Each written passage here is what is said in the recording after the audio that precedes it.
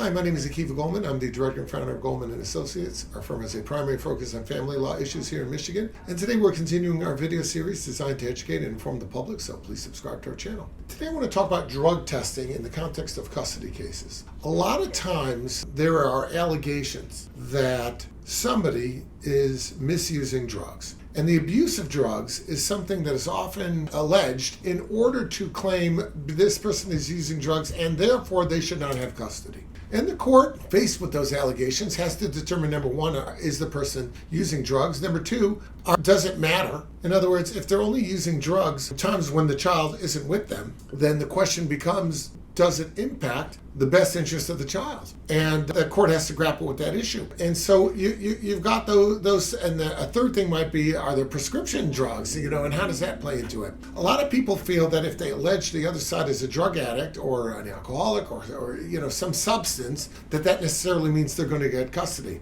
Well, it does go a long way if you prove it, if it's not just a bald allegation. On the other hand, if the court believes that it is an unsubstantiated allegation, or if the court thinks that the parties were both big pot smokers, now all of a sudden one, now that the relationship is over, is complaining that the other is smoking pot, I don't know that the court's going to be overly impressed with that argument. Be prepared that the court may order drug testing, but it may order it on both parties. And what's going to happen if both parties test positive? So you got to be very careful with this allegation. Again, it all boils down to what's in the best interest of the child. So if both parties have routinely smoked around the child, it's probably in the child's best interest that neither one of them smoke around the child, right? To be prepared for that result. Number two, though, the court's going to look very carefully at whether or not a person's recreational use of drugs outside the presence of the child, without having any impact on the child, whether or not that means that they're not a custodial parent. Now, there may be legalities or illegalities associated with that recreational use, but the court has to look at whether or not it's in the best interest of the child and whether or not that best interest is impacted by this drug use.